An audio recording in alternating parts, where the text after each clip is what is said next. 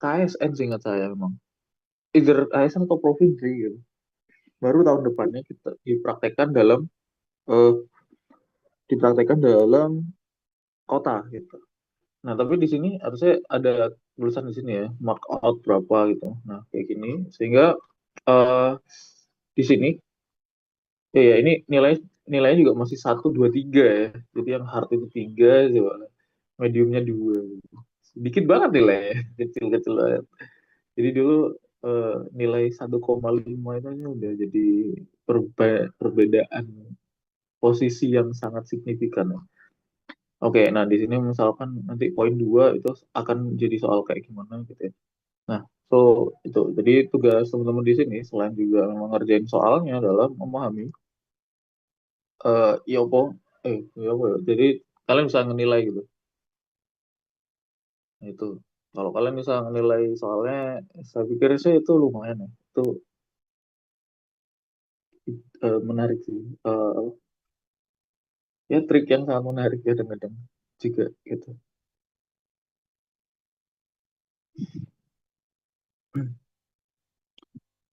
Yang jelas kalau AS kamu harusnya ya lebih banyak yang poinnya 1 ya.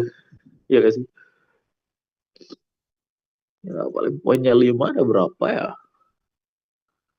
1, 2, 3, 4, 4, 5. Uh, Banyak juga. 5/25. 5/25 tuh guys. Ada 5 soal dengan poin 5/25 OC itu.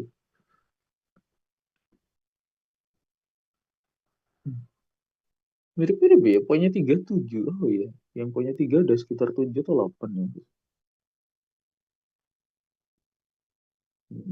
8 tambah 5, 13. Berarti setengahnya 1 gitu.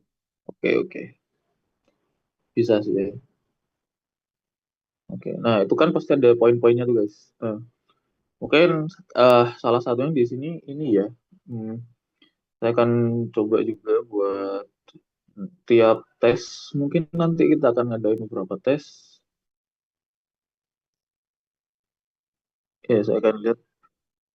Hmm, Paling bagian astronya yang poinnya 1 saya wajibkan gitu ya, biar tetap terkerjakan gitu, ya, biar nggak kosong banget. Oke, oke, oke, oke. Udah, udah pada banyak nih orangnya. Tapi kalau cuma sedikit muter-muternya kayak enak gitu. Oke, kurang apa Hero Lupatmo. Oke, sebelum kita mulai, mari kita berdoa dulu. Semoga bisa memberikan manfaat ini kita apa pelajari pagi ini. Doa dimulai.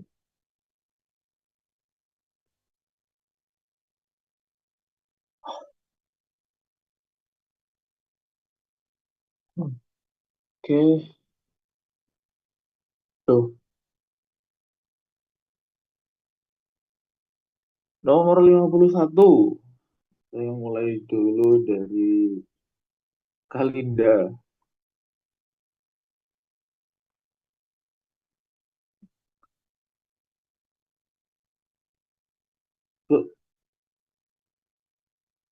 Oke, oke. Nomor 51 Kalinda. Ini kita bahas selesai, jadi kita mulai dari 51 sampai 75. Terus nganu. Bisa nggak kamu menilai poinnya berapa kira-kira kalau kalau di sini nih?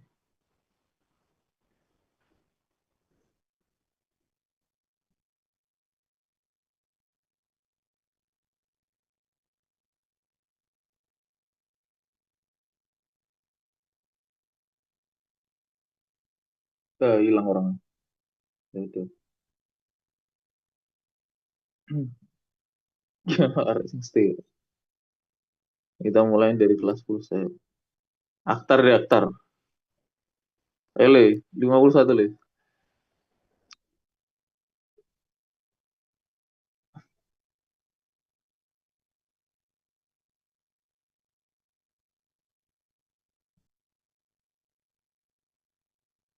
Nek misalnya ndak nganu, ndak iso ngomong ya diketik aja di situ. Pokoknya dikasih alasan ya. Ya, 1 kalimat, 2 kalimat lumayan lah.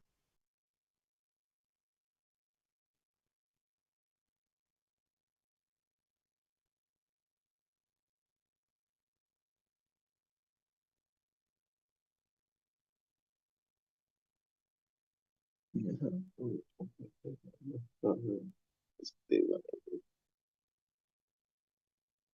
of the following is the single best evidence support of the concept of civil spreading? No. Yes, the balance is a full of the continental edges. Oh, hmm.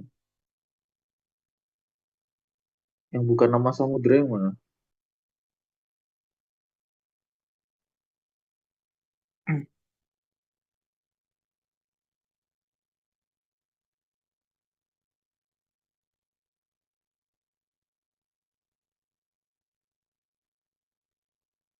Hmm.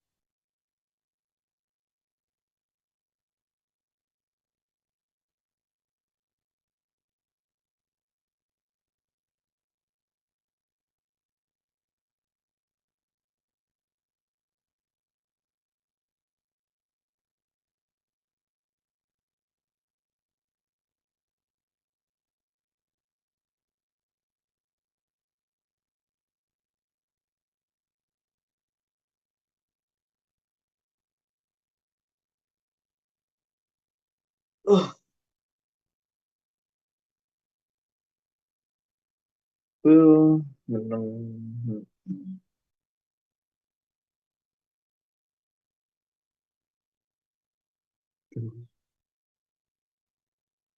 Ya, kita beralih yang bisa ngomong aja. Alia Al.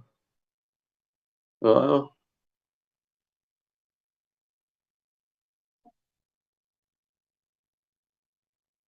apa?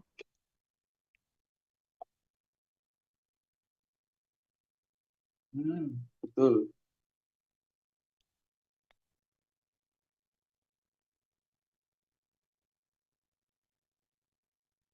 Oke.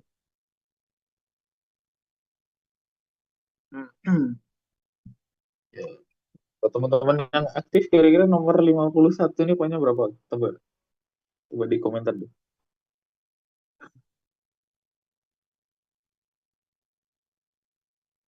Ya, 51. Kita riak aja, riak. Bisa nggak? Kalau applause itu poinnya satu. Kalau muscle itu poinnya tiga. Kalau jempol poinnya lima. Yang lima kasih kita kasih jempol aja lah.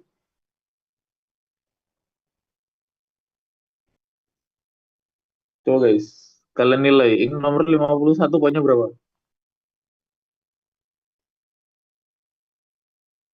Eh, mm, Lihat di komentarku biar biar tercatat.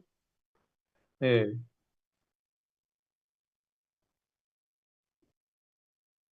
ini bisa nggak? Eh, Bisa nggak sih?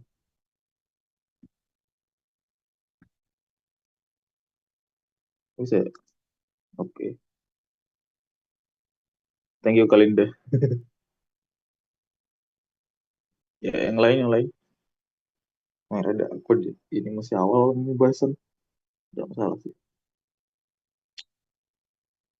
Wah,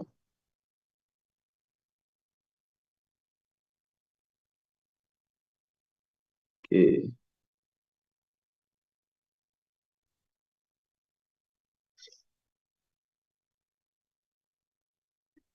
Tuh, tiga, empat, lima.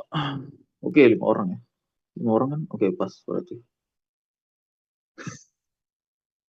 Ya biasa lah ya Zulfa ya.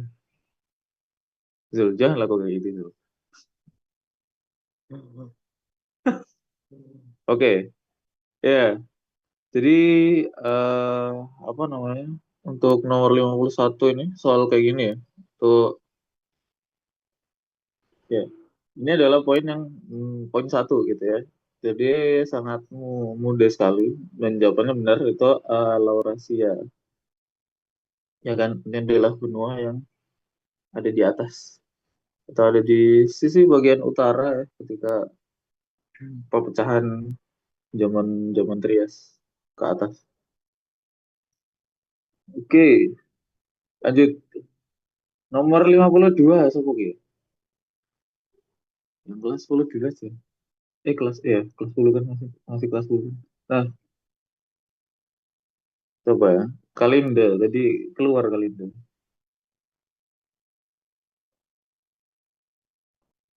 Soal bahasa Inggris nih. Kalau nggak bisa bahasa Inggris, tak bilangin mamamu loh Kalinda. Oh, kalau ngechat aku biasa pakai bahasa Inggris kalau. Waduh, aku aja bingung. Nomor 52 jawabannya C, Mas. Kenapa?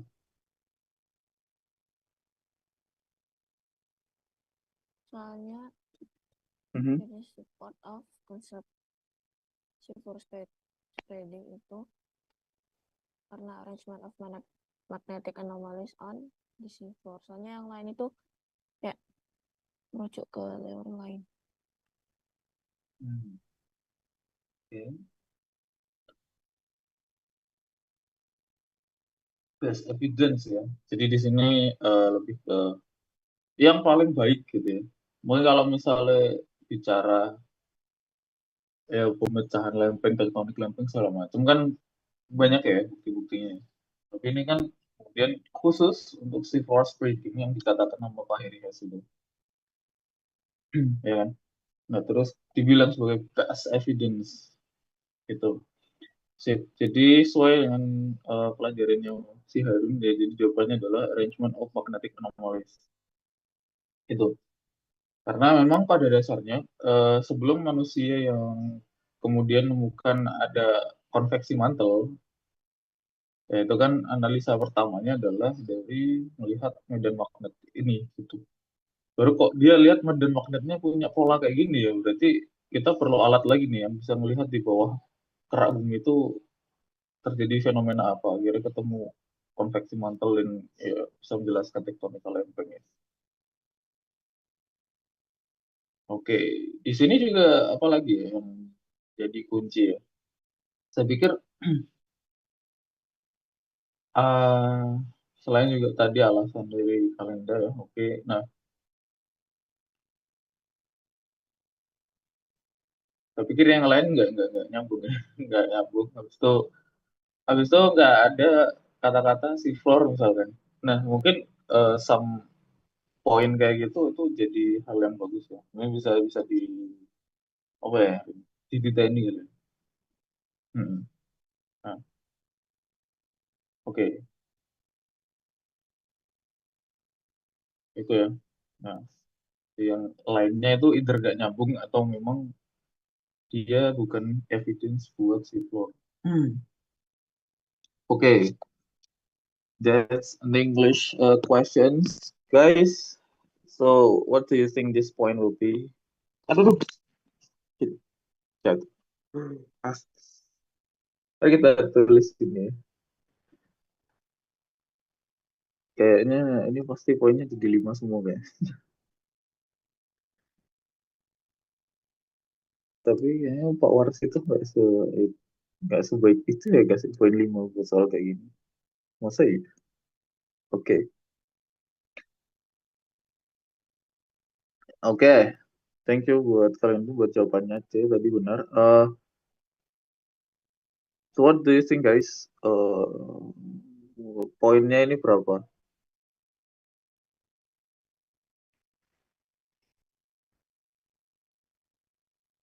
Ya kita tebak-tebakan aja gitu. Tebak-tebakan aja objektif ya.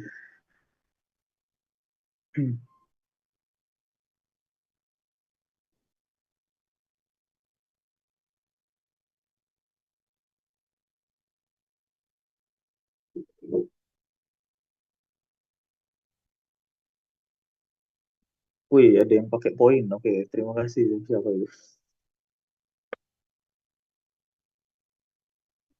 Soalnya kalau pakai angka tuh dia harus nge-scroll ke bawah. Oke, oke, thank you.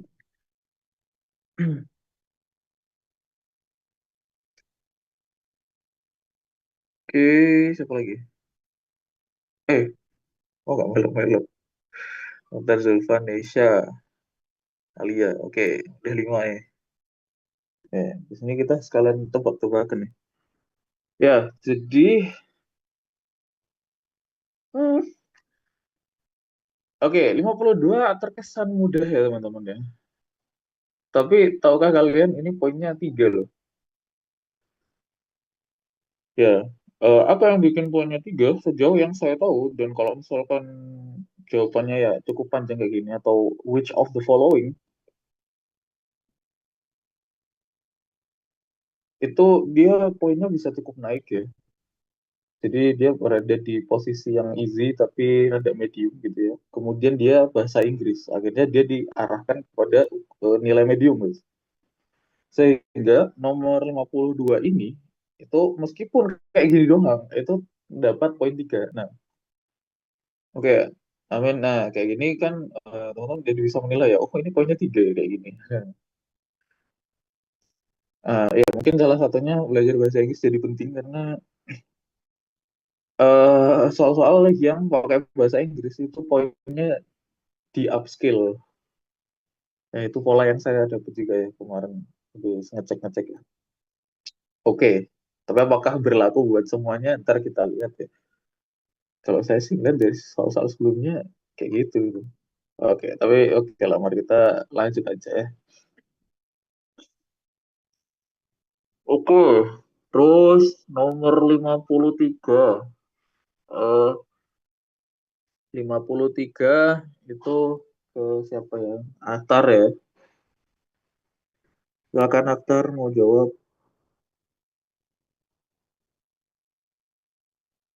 53 jawabannya apa?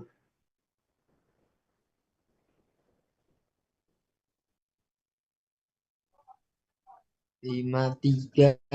Sebentar Mas, mari baca. Ya, ya, ya. Silakan dulu.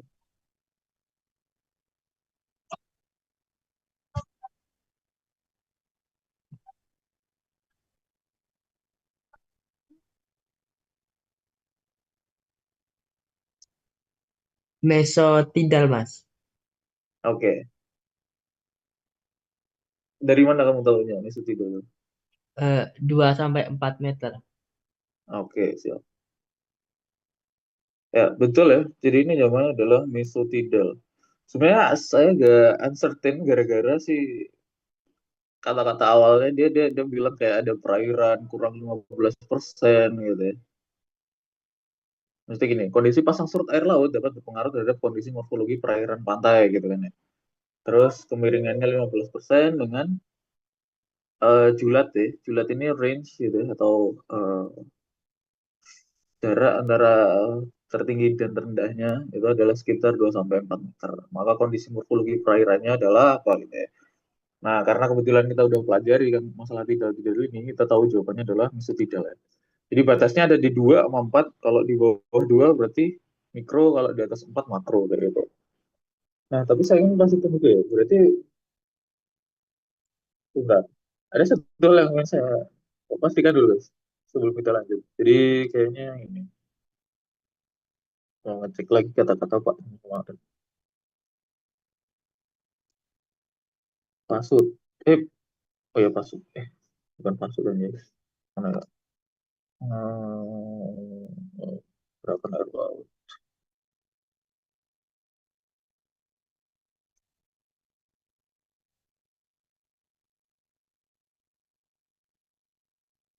Info. Tapi memang kata-katanya gitu ya si ya. Harusnya ini PPT-nya nggak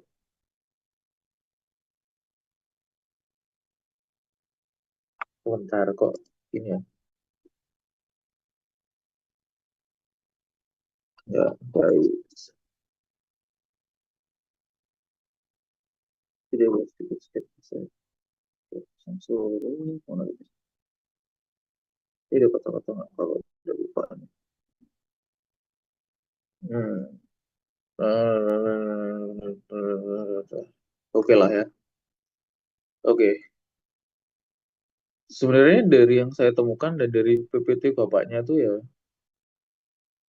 yang namanya meso, mikro, makro ini dia bukan semacam morfologi ya sebenarnya. I mean, ya maksudnya beda gitu.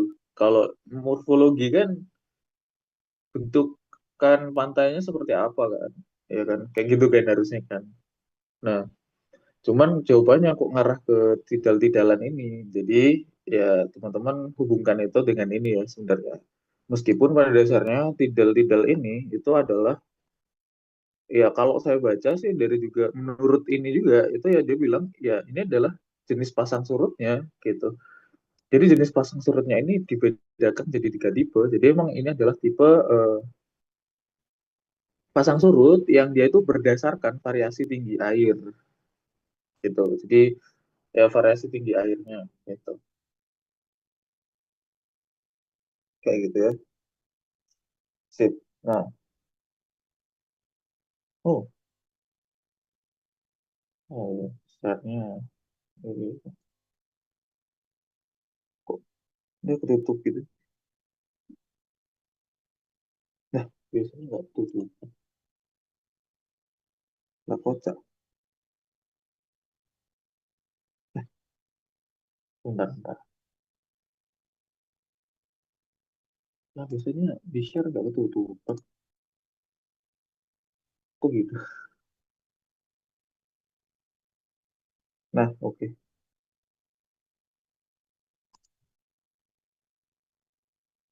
Oke, seperti itu ya teman-teman. Nggak masalah.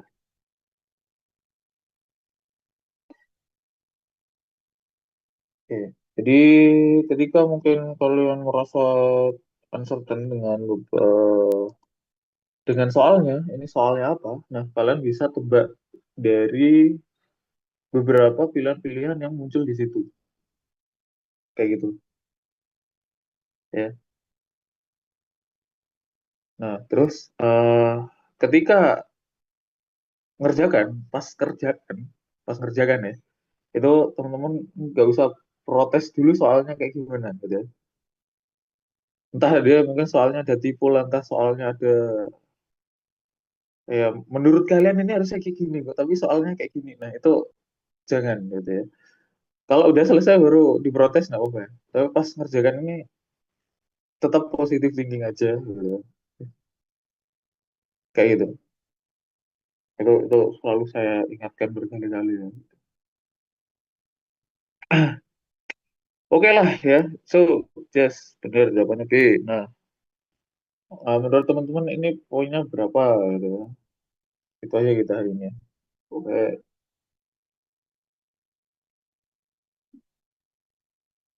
simpel-simpel aja gitu. Hari-hari. Ah, di sini sih ada ya. Karena khusus yang apa?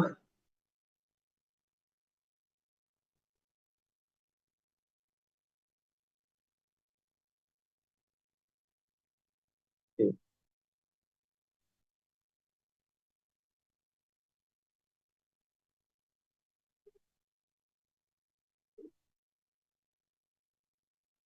oke, thank you. Eh,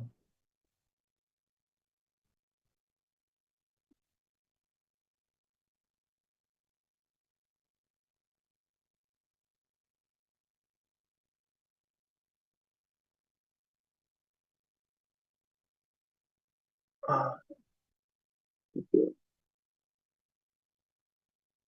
Oke, menurut kalian kenapa ini soalnya poinnya tiga gitu? Atau medium ke atas?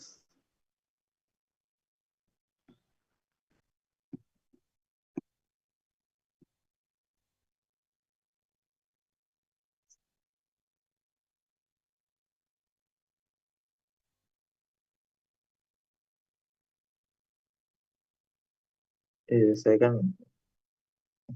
ya nggak bilang sih. Hmm, ini soal kenapa 3 poinnya menurut kalian?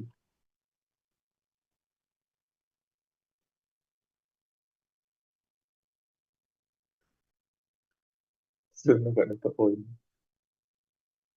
Kira-kira kalian menilai dari mananya sehingga kalian bisa menilai ini 3 gitu?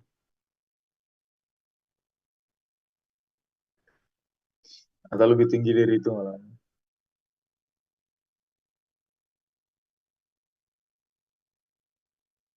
Ya, jadi ya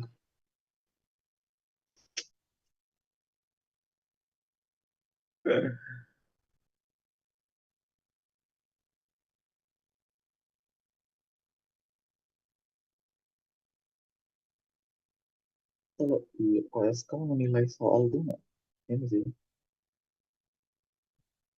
Karena kalau salah no, jadi nggak sekrusial itu kita nilai tiap soal poinnya berapa. Tapi kalau udah provinsi ke atas ini soalnya udah mulai kurang-kurangan. Mengetahui poin tiap soal itu adalah suatu hal yang penting nanti. Oke. Dan maksud saya, ntar kalau misalkan kalian bikin soal itu, kalian bisa menilai sendiri soal saya ini poinnya berapa gitu.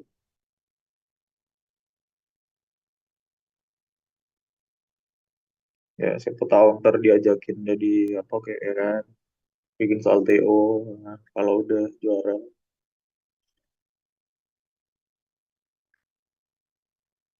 Oke, untuk nomor 53 ini ya ya terserah kalian mau pada jawab lebih dari itu ya. Nah, ya nomor 53 ini poinnya cuma satu ya guys ya. Jadi semoga tidak di luar ekspektasi kalian. Nah, berarti soal yang seperti ini itu apa ya? Pak Warsito inginkan, diinginkan berarti kalian tidak mikir dengan jauh gitu ya berarti. Atau diharapkan soal kayak gini itu harusnya anak-anak itu bisa ngerjainnya gitu. Ya, saya pikir soal satu, yang poinnya satu itu selalu dikatakan sebagai soal yang kita harapkan kayaknya orangnya bisa ngerjakan dari itu.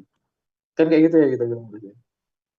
Nah, artinya informasi yang kayak gini berarti itu mesti kita pelajari berarti atau mesti kita harus tahu sebelumnya. Oke, mungkin dari teman-teman ada yang beralasan kenapa 3 gitu ya, karena mungkin ini adalah istilah yang anti mainstream atau istilah yang jarang ditemui, ya kan? Nah, tapi ternyata ya, ya istilah ini itu diharapkan diketahui semua orang, ya diketahui sehingga poinnya cuma satu. Oke, lanjut. Ya, nomor 54 ya. Eh Zulfa. Oh, 5 ya. Iya, iya. Cuma ada keterangan. Ah,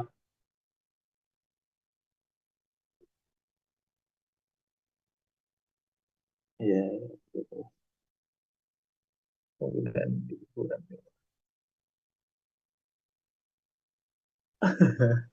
Kedudukan muka air laut yang Ayo lo. digunakan dasar dalam penentuan batas wilayah antar negara itu yang LLWL. Jadi saat muka lautnya surut Hmm, di garis air terendah. oke.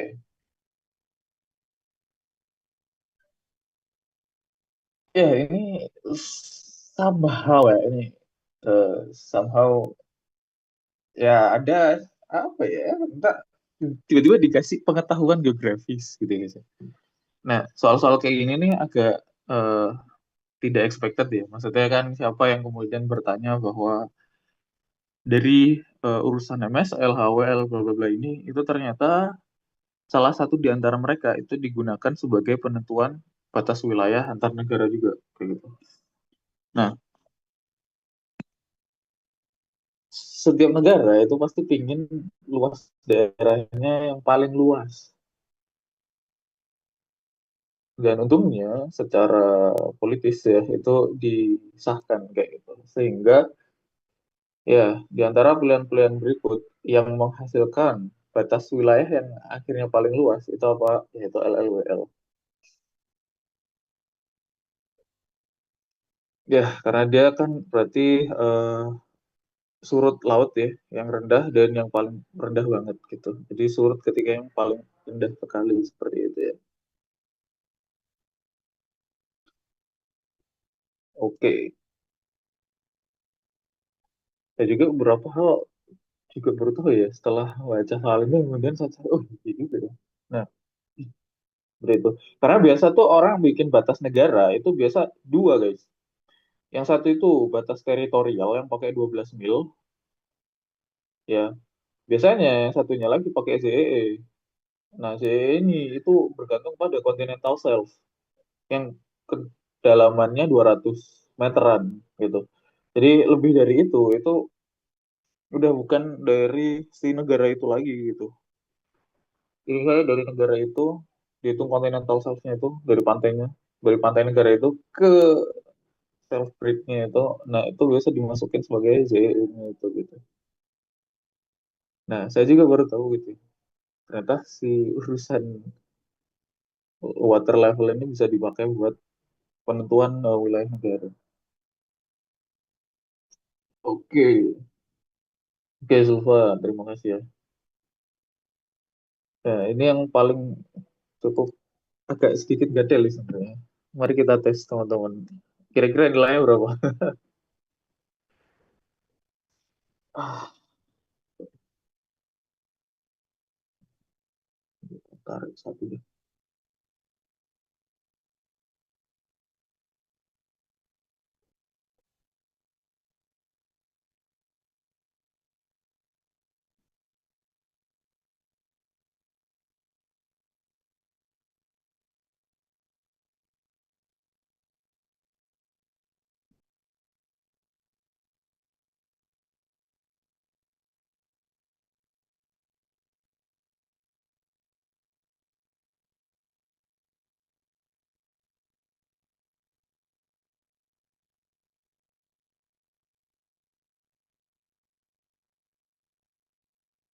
To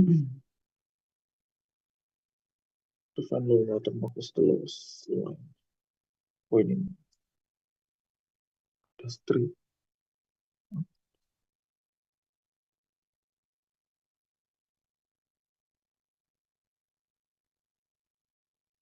Oke, dua.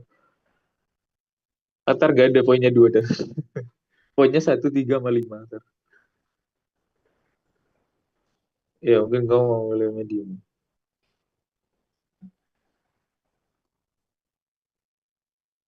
Diklik lagi aja, ntar pilih votinganmu lah hilang. Tadi mana ya?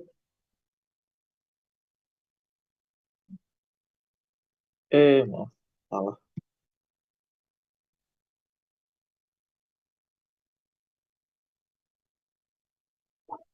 Nggak ada. Lowest, low.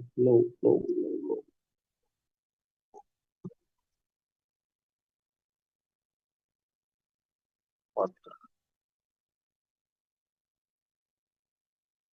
The line on elevation, along the previous pitch, and another line. No, the same normal maritime baseline extend to lower water line, whereas most jurisdiction of land-based authority extend to low water mark. Okay. Where there are no straight baseline, the normal baseline follows this low water line as in MZA. MZA no, nanti. Officially kan coastal state. Nah ini dia. UNCLOS. UNCLOS apa lagi UNCLOS ya? Apa sih banyak sekali istilah-istilahnya. Buset. Oke guys, ini saya, saya perlihatkan gambar aslinya ya, cuman ya cukup. Eh, nggak bisa keluar sih. Nah, mungkin kapan-kapan kita akan coba ini kali ya. Coba kita pelajari. Saya mau telaah dulu. Tapi yang jelas pembagiannya kalian bisa lihat segila ini. What the hell? Ya cukup ini ya, cukup banyak garis-garisnya. Tapi yang jelas dan dikatakan di bawahnya itu eh, intinya the lower mark gitu ya, low water gitu-gitu. Itu mark the baseline between the nation, nah, coastal state, nah gitu-gitulah. Dia dia banyak bilang seperti itu ya di bawah-bawahnya. Jadi emang ya ada hal yang demikian. Tapi secara detailnya emang kayak gini udah. Coba lihat. Oke lah. IC, LST kalau di sini namanya. LST di sini. Low water mark LWM di sini. Coastal water, sea water land. Ya, low water mark di sini. Oh, maritim zone A. Seashore apa nih? Ah, other state trust the ship. Ah, oke tuh. Land base ya, ini kayaknya land base. Land ownership. Ya, mungkin itu dibilang sebagai seashore ya. Seashore itu eh, kayak garis pantainya gitu ya.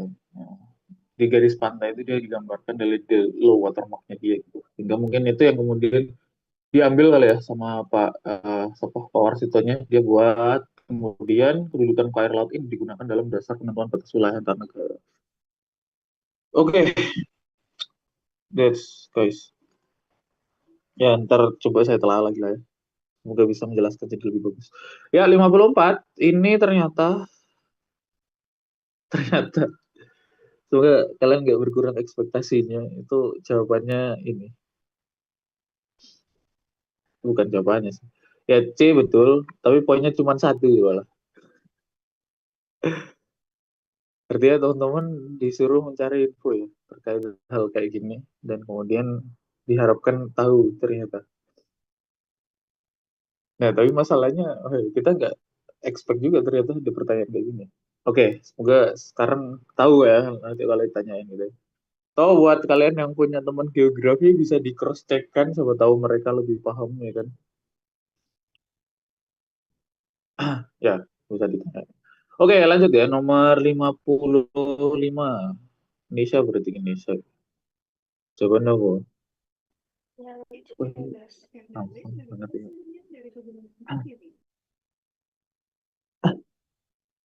Oke, terkait fenomena pasang surut, mana yang tepat ya?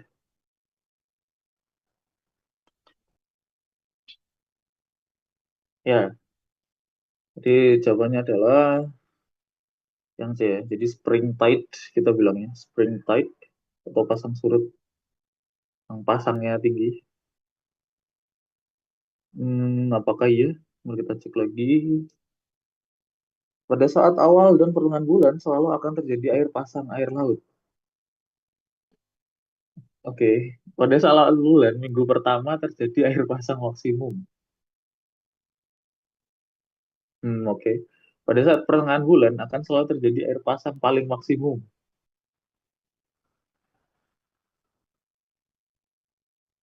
Oke. Eh, Pertengahan bulan akan selalu terjadi air pasang paling maksimum. Oke. Pada saat akhir bulan akan terjadi air surut air laut. Pada saat minggu ketiga akan terjadi air pasang air laut maksimum. Oke, yang E itu jelas salah ya kata aku. Ya, minggu ketiga kan harusnya dia need tide, jadi harusnya pasangnya itu nggak maksimum. Terus sebenarnya kata-kata untuk yang C sama yang D ini nggak ada kata-kata maksimumnya. Ini agak sedikit rancu loh sebenarnya guys. Tahu gak sih kayak pada saat awal dan pertengahan bulan selalu akan terjadi air pasang air laut. Lah, masa bendino gak pasang gitu ya maksudmu kan? Itu loh maksudnya.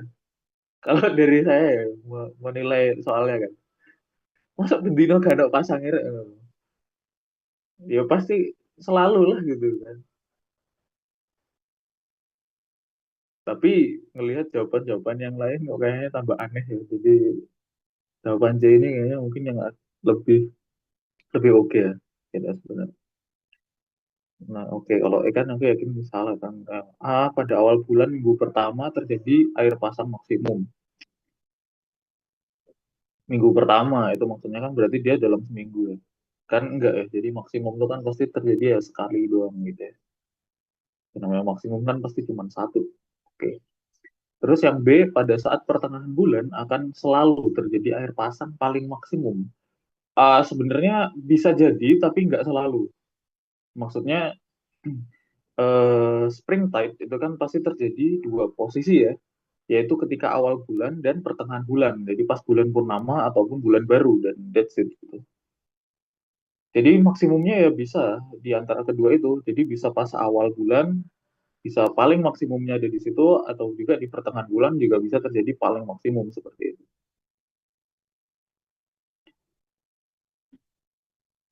Ya, ya gitulah. Jadi sisanya tinggal C sama D. Nah, tapi yang D ini dia bilang cuma akhir bulan ya. Sebenarnya akhir bulan sampai awal bulan gitu bedanya apa ya kan? Sama aja kan? Nah, tapi mungkin C ini ada kata-kata itu kali ya. Selalu akan terjadi air pasang air laut. Jadi ya mungkin niatnya di situ mau dikasih selalu akan terjadi air pasang maksimum air laut gitu kali ya. Nah, oke.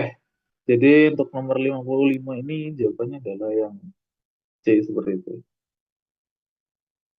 Jadi lebih lengkap mungkin bilang ya. Awal dan tengah bulan gitu.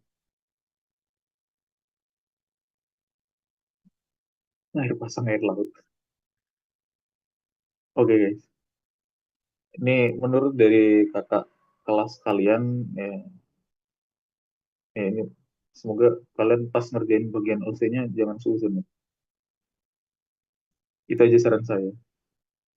Karena dari kata Siva sama Anu, Pak, saya kadang-kadang melihat Pak ini tuh soalnya kadang-kadang rancu mas. Terus pas dikoreksi, pas pelatnas jawabannya beda sama yang pas OSK katanya. Jadi saya kadang itu sedih. Nah, itu kata-kata kakak kelas kalian ya. Tapi semoga itu tidak menyurutkan semangat teman-teman gitu ya. Di pas pembinaan kayak gini kita usahakan kita mengerjakan sesuai apa yang kita paham ya. Oke, jadi yang C ini, yang C nomor 55 ini jawabannya yang C guys.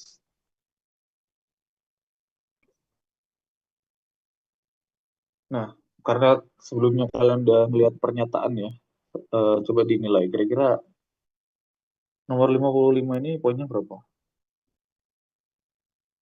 Hmm. Ah,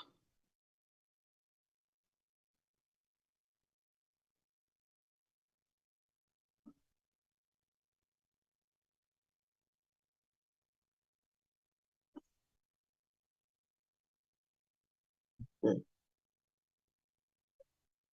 5 orang. Oke, 5 orang sepakat semua ya. Sama ya. Oke, di nomor 55 ini itu poinnya adalah 3. Oke, jadi sejauh ini kita bisa menangkap bahwa kalau soalnya itu bilang pernyataan yang tepat, berarti kita bisa note ini poinnya 3 nih, gitu. Berarti kalian kayak harus ready gitu. Oh ini ntar kalau ada pernyataan, ya aku harus jawab gitu. Karena kalau soalnya pernyataan yang tepat atau semacamnya, di bawah ini pernyataan yang salah gitu-gitu, atau the best answer atau semacamnya, nah berarti poinnya kira-kira harusnya 3 ya, gitu ya. Oke lanjut nomor 56. Nomor 56. Kembali lagi ya tadi yang pertama siapa? Alia ya? Alia, monggo. Alia, kembali ke Alia, nomor 56.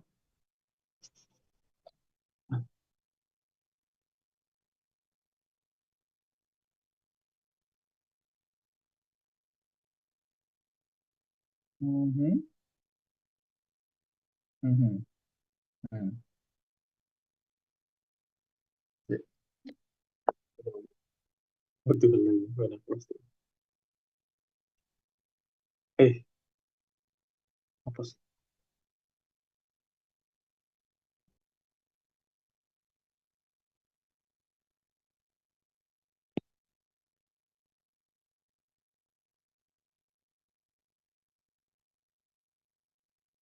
Oke, sip. Terusnya, di sini tuh agak sedikit, aku lah. Power station and harness.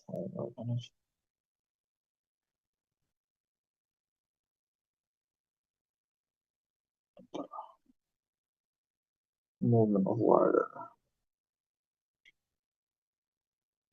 Hmm, natural flow of moving water. Oke.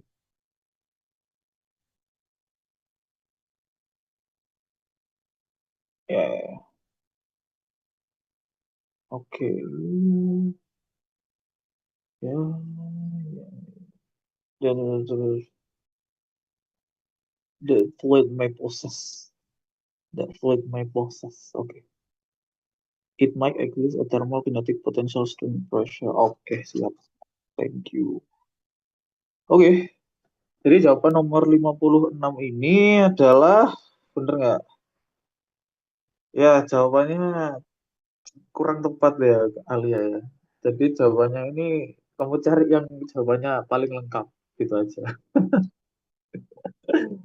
Ya, jadi jawabannya adalah dalam pasang surut air laut energi yang tersimpan dalamnya itu adalah yang E jawabannya. Dia adalah kombinasi ya. Jadi ada energi kinetik, potensial gravitasi, dan juga energi hidrolik. Ya, energi kinetik karena dia moving, ya. The things that it's moving and it's have velocity itu pasti dia kita bisa bilang dia punya energi kinetik karena rumus energi kinetik adalah setengah mv kuadrat gitu ya kan. Nah terus ya kita harus ingat dong eh, gaya yang gerakkan pasang surut air laut itu apa? Kan gaya gravitasi. Nah otomatis ya ya meskipun nggak datangnya gaya gravitasi itu dari tempat lain, tapi kan kalau misalkan airnya yang tidak tertarik gaya gravitasi kan ya maksudnya gaya gravitasi itu kan pasti berlaku dua dua sisi ya maksudnya yang narik sama yang ketarik gitu loh. Pasti energinya juga ada di antara keduanya kayak gitu. Hmm, gitu. Nah, pasti juga ada gitu ya tersimpan di dalamnya gitu ya terkait potensial gravitasi ini sendiri. Nah, yang terakhir adalah energi hidrolik. Nah, sebenarnya kalau kita membahas tentang fluida ya istilah dari hidrolik energi ini itu lebih lebih luas ya. Jadi dikatakan bahwa kalau hydraulic energy ini itu adalah sebuah energi yang ada di dalam fluida gitu. Jadi energi apapun yang ada di dalam fluida itu kita sebut sebagai hydraulic energy. Nah, ini ada beberapa sumber lah gitu. Gitu. Jadi entah dia ada energi panas juga, dia ada energi kinetik, potensial, pressure energy or something. Nah, jadi energi yang ada di situ yang dimiliki oleh fluida itu kita sebut sebagai hydraulic energy. Jadi lebih umum. Jadi otomatis dalam hydraulic energy ini di dalamnya terkandung juga energi kinetik dan potensial tadi seperti itu. Ya, kita bilang hydraulic energy ini karena pasang surut ini itu adalah yang gerak adalah air laut kan, seperti itu ya. Gitu. Tentu saja kalau misalkan yang bergerak itu balok mungkin ya atau longsoran ya, jadi ya mungkin sekiranya dia ada dua doang gitu yang gerak yang energi kinetik sama gravitasi kayak gitu gitu ya. Nah kemudian karena di sini kita bahasnya ada airnya gitu, nah maka dia masuk ke hydraulic energy dan bukan kebetulan sih. Nah si hydraulic energy ini itu kita manfaatkan dia diantaranya juga untuk generate electricity gitu ya. Jadi hydraulic energy ini generate electricity. Aha, jadi ya Kak, teman-teman bisa cek lah ya di mana ya. Di Belanda kalau nggak salah itu kan ada damnya itu kan ya buat di Belanda. Nah, di situ dia eh, ini jadi apa ya, dia tuh bisa gitu bikin sebuah dam yang mana di dalam damnya itu ada mekanisme buat mengkonversi pasang surut itu menjadi energi. Saya kurang tahu ya, atau itu pasang surut ataukah gelombang, secara secara umum gelombang gitu. Kalau dia bisa ngubah pasang surut keren sih kataku.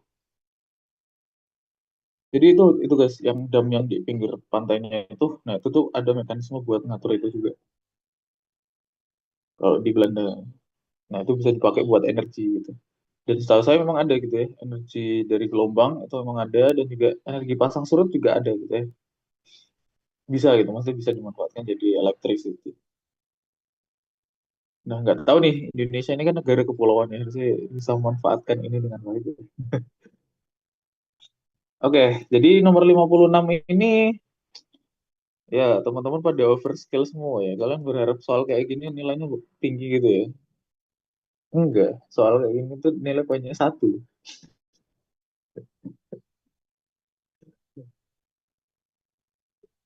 Jangan berekspektasi kelebihan kalian.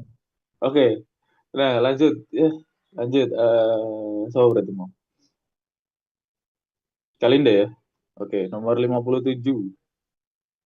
Pernyataan bahwa ini yang paling benar yang mana?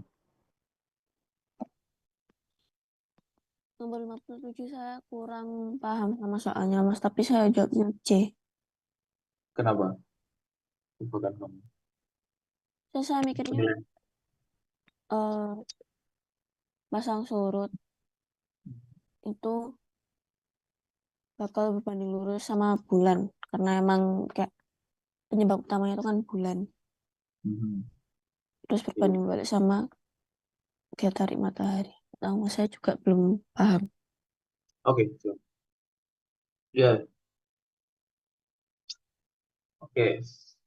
Ini sebenarnya soal yang sering muncul sih. Ini soal yang sering muncul. Dan saya, oke, bentar. Kita soal nilainya. Oke, ini soal yang sering muncul. Jadi saya tanya clue-nya aja kepada Mbak Nesya. Ini clue-nya rumus apa Mbak Nesya?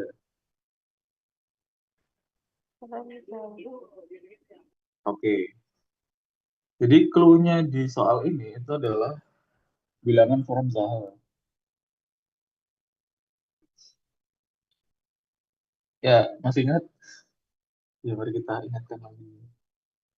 Jadi, ya serius ini soal sering banget keluar. Coba kalian cek di soal-soal sebelumnya, Pak. Keluar. Nah, jadi maaf blur ya. Nah, jadi ini ada bilangan Formsal, guys, di mana kita memanfaatkan ini. Ya, betul. Memang banyak ya faktor-faktornya, khususnya dari matahari, bulan, dan benda-benda langit yang lain mungkin.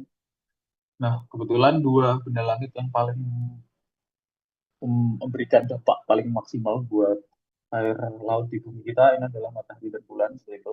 Tapi ternyata pada dasarnya eh, dengan positioning matahari, bulan yang berubah-ubah kayak gini, itu ternyata uh, ada faktor yang faktornya itu uh, bikin pasang surut di suatu tempat itu tunggal, ada faktor yang kira-kira bikin pasang surut di suatu tempat jadi ganda gitu.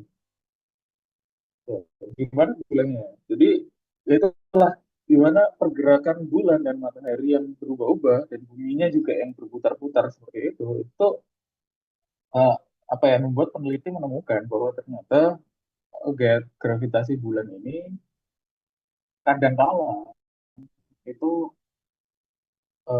istilahnya tuh apa ya, kayak dia dominan untuk menarik menuju pasang surut yang tunggal. Kadang pada posisi tertentu si bulan ini dominan untuk menarik kepada posisi yang ganda kayak gitu. Nah kemudian kita gabungkan lah gitu dengan segala posisi bulan dan segala macamnya tadi.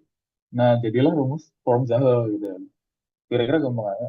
Kira-kira iya apa ya, logika yang bisa saya berikan seperti itu. Di mana bilangan form Zaha ini itu adalah mencoba untuk membagi komponen tunggal itu ada di atas dibagi sama komponen ganda. Jadi K1 itu adalah unsur tunggal yang disebabkan oleh gaya tarik matahari, dan O1 itu adalah unsur tunggal yang disebabkan oleh gaya tarik bulan.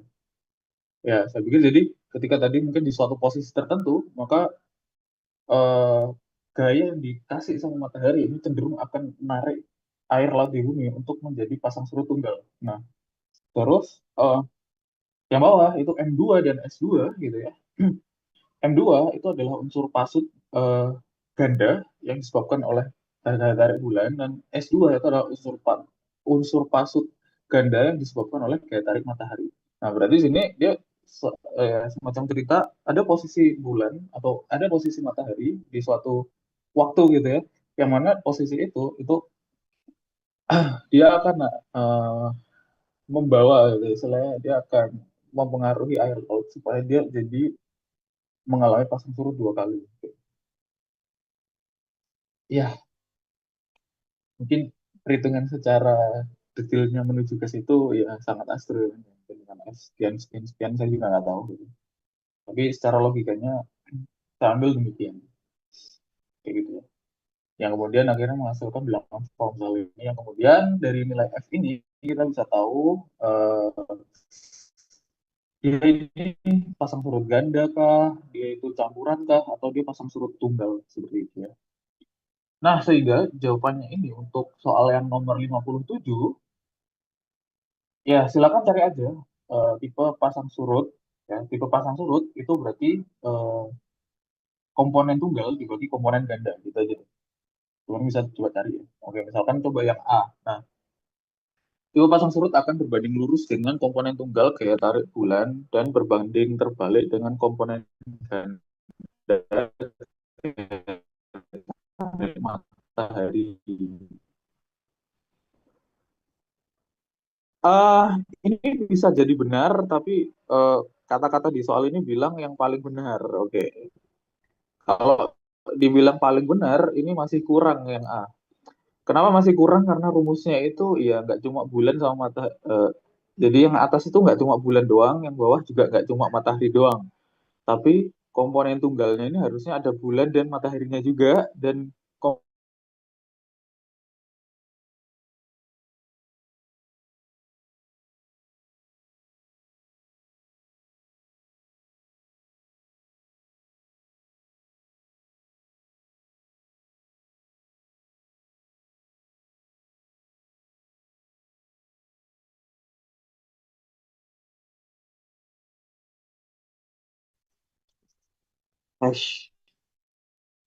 ya biasa internetnya nih. Oke, lanjut yang B. Nah, yang B ini tipe pasang surut akan berbanding lurus dengan komponen tunggal gaya tarik bulan dan matahari. Ini benar, tapi kalau dibilang paling benar, berarti harusnya lebih lengkap lagi ya. Jadi harusnya ada disebutin lagi yang satunya gitu ya. Ini tipe pasang surut kan berbanding lurus dengan ini benar. Nah, harusnya disebutin lagi satu kalimat lagi gitu. Nah, yang B ini masih kurang kayak gitu. Terus yang C, tipe pasang surut akan berbanding lurus dengan komponen tunggal gaya tarik bulan dan berbanding terbalik dengan komponen tunggal gaya tarik matahari. Nah, saya pikir ini kata-katanya mirip ya. Mirip sama yang A. Podomanya persis. Ya, ya, jadi saya pikir alasannya mirip ya kayak yang A tadi. Terus yang D, tipe pasang surut laut akan berbanding terbalik dengan komponen tunggal bulan dan berbanding lurus dengan komponen ganda matahari. Nah, ini sejujurnya harusnya ya bukan jawaban juga sih. Aku berbanding terbalik dengan komponen tunggal bulan kan. Kan komponen tunggalnya itu harusnya di atas ya sih. Nah, gitu ya. Harusnya komponen tunggalnya harusnya di atas. Kedua kan. Hmm. Hmm. Hmm. Ya, mau nggak salah kasih soal itu sih. Oke, ya sama gitu ya. Sama alasannya kayak yang A. Terus yang E apalagi nih? Tipe pasang surut laut sebanding dengan komponen tunggal bulan dan berbanding lurus dengan komponen tunggal matahari. Gimana bilangnya ya?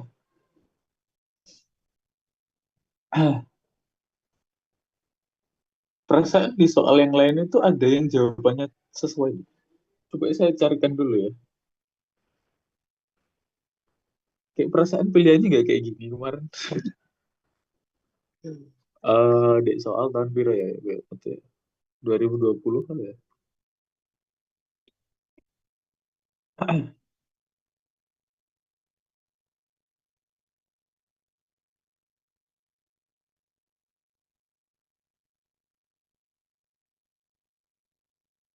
dari 2020 atau 2019. Karena forum Zahel itu pertama kali muncul itu tahun 2019. Dan dari situ tuh kayak orang-orang pada nyari gitu ya. Forum Zahel apa tuh? Anak-anak kebumian tuh langsung kayak, "Ah, apa, apaan tuh forum Zahel?" Gitu. Tapi pada dasarnya informasi kayak forum Zahel gini guys, itu sebenarnya sudah dibahas di Platnas. Jadi kakak kelas kalian yang Platnas tuh udah kayak punya kisi-kisi gitu. Nah, jadi jangan lupa kakak kelas kalian yang pernah Platnas bisa ditanyain ya. Bisa di speak speak. Karena kadang-kala soal-soalnya muncul ya itu. Karena mereka pasti dapat speakan-speakan gitu. Termasuk juga OSK-nya kapan juga harusnya mereka udah tahu juga.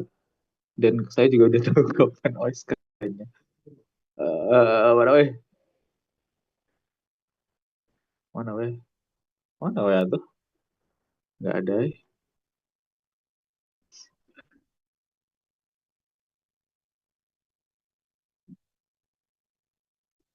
Ya, nggak ada.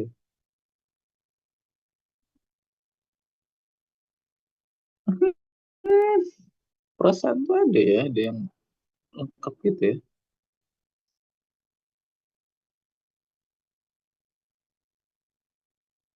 Hmm. Ya, selesai 5 menit guys. Give me time for searching these things. Nek nggak ono ya wis. Berarti nganu. Oh, baru padahal perasaan pernah mendengarkan soal ini. Nggak asing aku sama soal ini. 21 tuh final.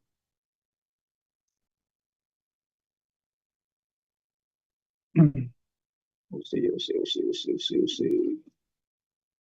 Pawan. Peta kontur rupa bumi. Oke. Gelombang periode. Nggak noise.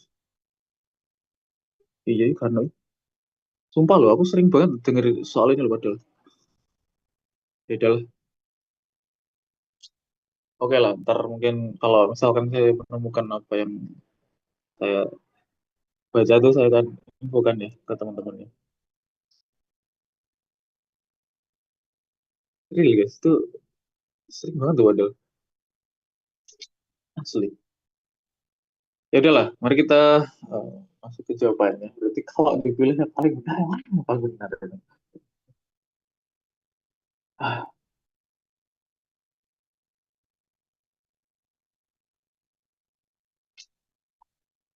bulan latar bulan dan matahari berbanding terbalik.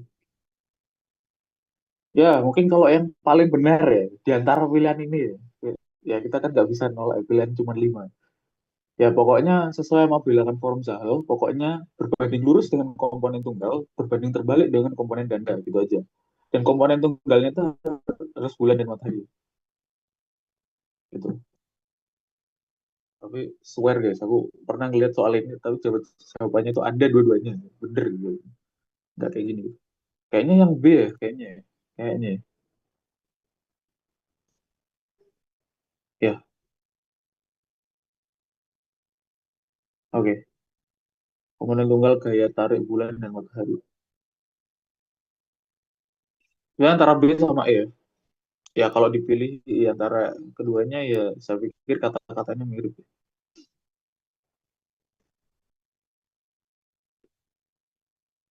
Hmm.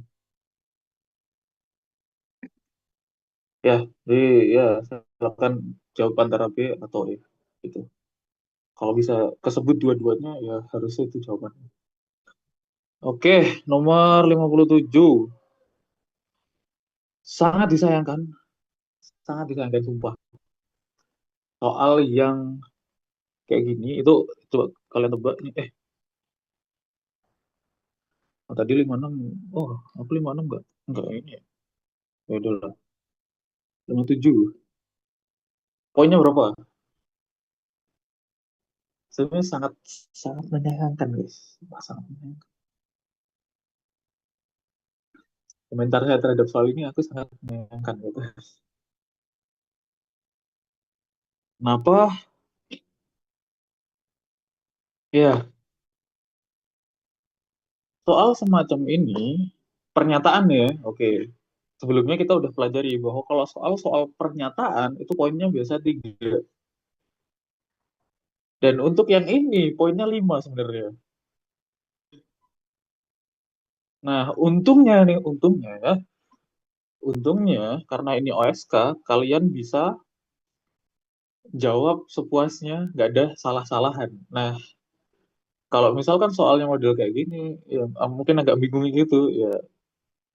Tapi karena ini OSK nggak ada salah-salahannya, kalian silakan bisa pilih ya. Jadi kalian silakan bisa pilih kata aku.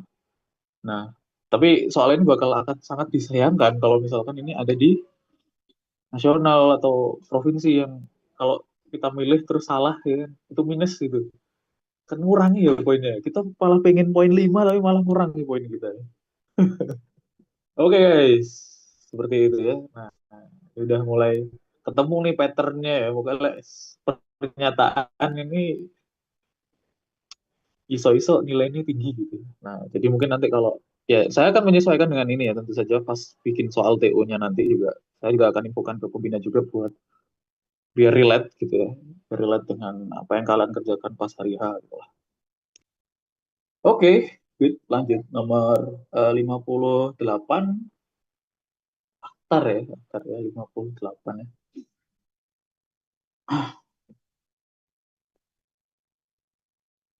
Silakan.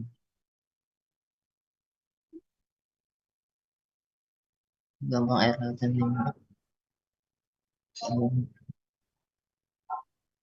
Gesekan angin di permukaan, Mas. C.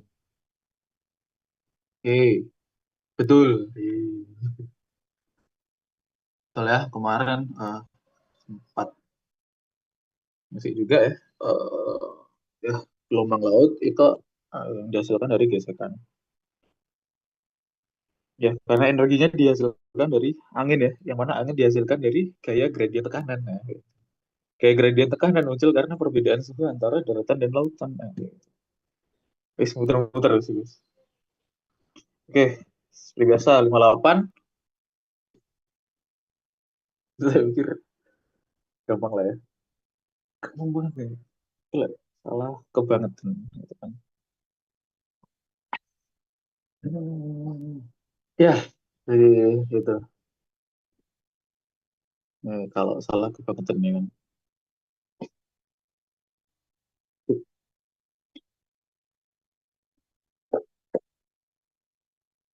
Bagus ya. Nah, ini mulai saya tahu lah namanya. Oke, di ini poin nomor 58 ini adalah poinnya mudah ya. Jadi mudah, jadi ya poinnya 1 ya. Ya, dan sangat jelas banget ya. Apalagi yang bikin gerakan air kalau bukan dari ini gitu. Nah, ini kan dia kata-katanya permukaan kan ya. Kalau permukaan berarti kan angin ya. Kecuali kalau di laut dalam, nah, baru kita bilang perbedaan densitas gitu. Thermohaline ya, yang global conveyor belt itu. Nah, itu perbedaan densitas. Tapi itu bukan di permukaan. Oke lah. Nomor 59 berarti ke siapa tadi ya? Zulfa ya, Zulfa dulu ya. Oke, Zulfa. pH air laut stabil dan tidak mengalami perubahan yang besar. Hal ini oleh karena adanya sistem penyangga karbonat atau karbonat buffer system yang menjaga kesetimbangan kimia antara berbagai bentuk ion karbon dan hidrogen. Oke, oke, itu masih bingung ya kalau jelasin buffer itu kayak gimana gitu. Bener-bener jawabannya bener gitu ya. Cuman jelasin ke teman-teman tuh kayak gitu ya, bang. Ngerti gimana cara jelasinnya gitu ya. Ah, oke teman-teman. Jadi pH ini kan ada kadar keasaman ya. Saya kurang tahu, seingat saya pelajaran kimia ini di kelas 10 harusnya sudah ada, tapi yang nggak tahu, kayaknya di semester 2 itu yang bahas-bahas tentang pH itu. Ingat saya dulu saya belajar ini kelas 10, cuman lupa ya, semester 1 atau semester 2. Nah, di dalam pH itu berarti kita bisa melihat itu kadar keasaman. Andai kata lautnya terlalu asam, maka kayak terumbu karang dan segala macamnya, dia akan bleaching, dia akan jadi warna putih semua, akhirnya nggak bisa dihidupi sama hewan-hewan yang lain. Maka pH air laut ini itu harus stabil gitu ya, supaya tidak mengganggu kehidupan di dalamnya. Gitu. Karena kalau terlalu asam kan ya bakal terlarut ya. Kalsium itu bakal terlarut gitu kalau terlalu asam. Nah, oke, tapi di sini dia bilang pH air laut stabil dan tidak mengalami perubahan yang besar. Kalau bicara tentang apa ya kestabilan pH itu jawabannya pasti ke buffer gitu. Dimana sistem buffer ini dalam kimia itu ya jadi ketika ini ada suatu apa ya benda ya kayak air itu, air kan gampang berubah nih. Dia kadang bisa asam, bisa basah gitu. Nah, kemudian dikasih suatu zat lain. Nah, kemudian ketika airnya ini dikasih misalkan CO2 yang banyak itu, nah karena ada zat yang namanya buffer tadi, CO2 ini nggak membuat efek gitu. Ya, jadi efek eh, airnya jadi berubah jadi asam atau airnya ini berubah jadi basah itu jadi nggak terpengaruh signifikan karena ada yang jaga dia supaya dia nggak jomplang pH-nya nggak berubah tiba-tiba jadi asam. Nah itu namanya buffer gitu ya. Nah secara perhitungannya gimana? Ya mohon maaf saya nggak begitu into ya mungkin teman-teman bisa tanya Mas Irwan lah ya itu ini. Ke teman-teman kalian yang kimia seperti apa. Tapi pada dasarnya kalau pernyataan selalu terkait stabil itu highlight stabil itu jawabannya selalu dihubungkan pada buffer system seperti itu.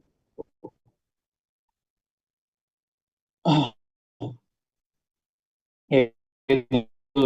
Jadi ini emang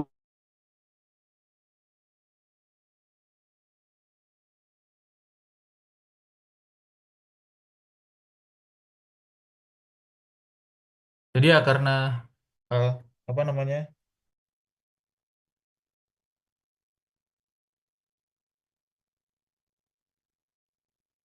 Ya, jadi ya karena secara kimia aja gitu ya. Terus yang C, curah hujan yang tinggi dan sering yang turun di samudra-samudra besar.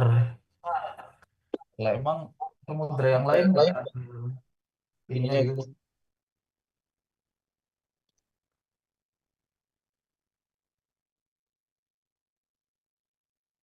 Ya, jadi samudra yang lain emang nggak ada hujannya, pasti ada hujan juga gitu. Terus ada siklus nitrogen, pasti semua di bumi juga ada. Dan yang E,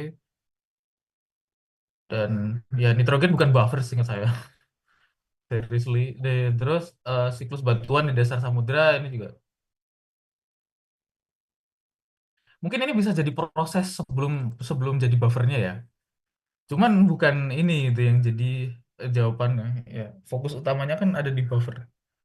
Maksud saya siklus batuan di dasar samudra itu bisa menjadi awal dari sistemnya gitu. Maksudnya kan dia kan menghasilkan berbagai macam unsur-unsur gitu loh maksud saya.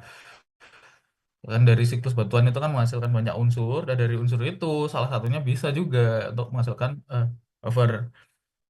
Cuman ya kalau misalnya di sini udah ada jawaban yang lebih spesifik berarti jawabannya ya ini aja yang dipilih gitu ya. Oke, 59. Ya, kayaknya kita tutup di sini ya karena udah jam setengah 10 juga. Nilainya adalah poinnya buat teman-teman.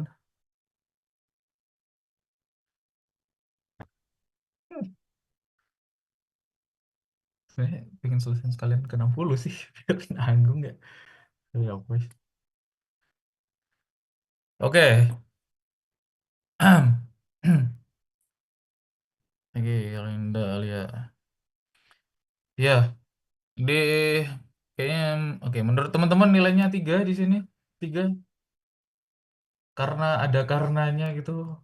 Hal ini karena berarti terus kalian mengira itu 3. Nah, saya juga nggak tahu. Tapi ternyata poinnya ini itu satu. Ternyata poinnya cuma satu, guys. Wah, kacau sih. Oke lah ya. Tapi mungkin ini mungkin jawaban yang jelas-jelas jawabannya jelas gitu ya mungkin ya. Mungkin kayak gitu, kemudian ya udahlah ini poinnya satu gitu. Mungkin ya gitu ya. Oke, kayaknya kita end di situ ya. End di nomor 59. Pertemuan selanjutnya ya kita akan coba lagi ya untuk bahas ini. Ini enak gitu buat diselesain kataku mah. Biar sedikit kalian punya idenya dulu, poin-poinnya berapa. Oh, kalau nilai kayak gini, berarti poinnya segini. Harusnya ini saya bisa ngerjakan, harusnya ini. Atau mungkin saya skip dulu karena poinnya tinggi, berarti susah, berarti kayak gimana gitu-gitu ya. Oke, itu aja guys. Kita ketemu lagi hari Senin, insya Allah. Nanti sore saya harus ke lab, jadi ya diganti Mas Rafli ya nanti. Itu aja. Ya. Terima kasih atas kehadirannya. Semangat. Assalamualaikum warahmatullahi wabarakatuh. Terima kasih. Nanti Mas. Oke.